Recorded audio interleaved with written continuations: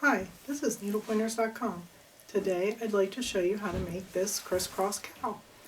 This crisscross cowl is made from loop yarn, so it's a fun and easy project to make.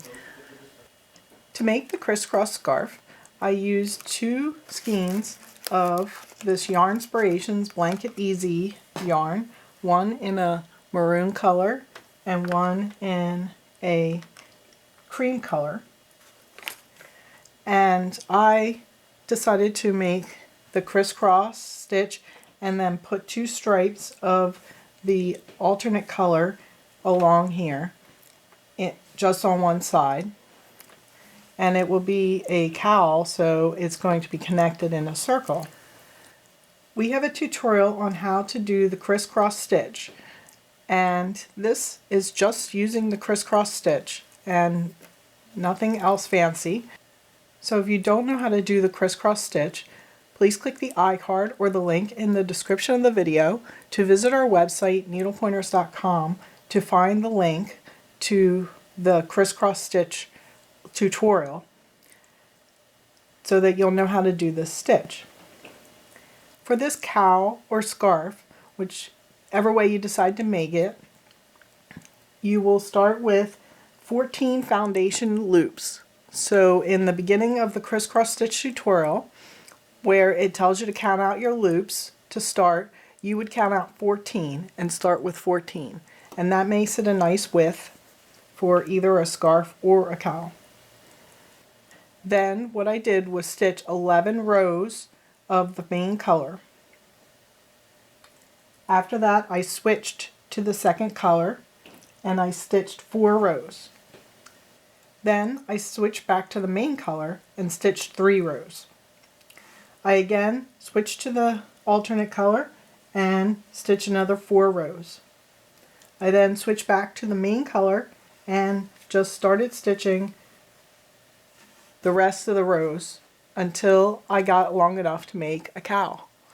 And I've used most of the maroon skein of yarn. This one obviously we didn't use very much of, so you could always make this all in one color, or you could put more stripes in there wherever you desire. It's up to you of the pattern you want to make it and how many stripes you want, or whether to have stripes or not. In order to make this into a cowl, we need to take both ends and attach them together. In order to do this, we need to stick the loops from the last row through the first row, the foundation row, and attach them.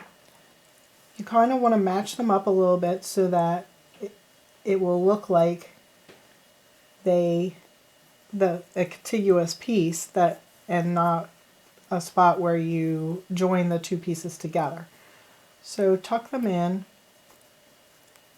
through so that they look nice and everything's seems to be matching up similar.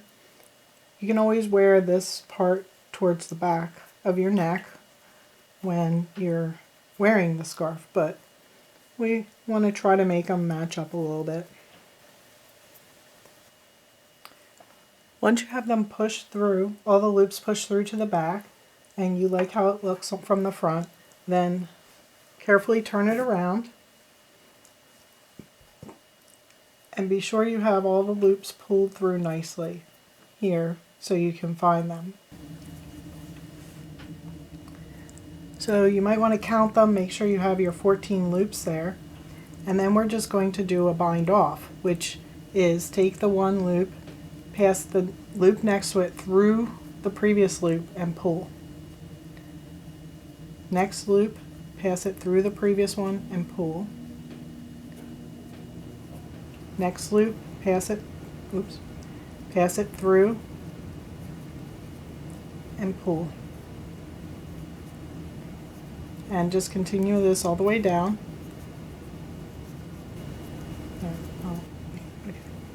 Once you have all the loops done, then you Carefully cut the last loop open and tie it off to the previous loop. And then tuck the end in, wrapping it around some of the other loops. And there's the end of the cowl, and that's finished. And on the other side, that's what it looks like. Looks pretty good. That completes your crisscross cowl. Now, if you wanted to make this into a scarf instead of a cowl, all you would do is not insert your ends through, the ending loops through. You would instead simply do the bind off stitch at the end, and so then you'd have two ends for your longer scarf. And for the scarf, you probably would want to use up all your yarn, and you might need even a little bit more. We hope you enjoyed this video and consider making a crisscross cowl or scarf for yourself or as gifts. You can keep up with us by subscribing to our YouTube channel and by following us on Facebook, Twitter, and Pinterest. Visit our website by clicking the iCard to find the links to follow us.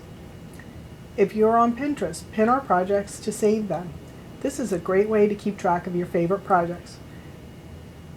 Visit our website, needlepointers.com, to find lots of other loop yarn projects and tutorials.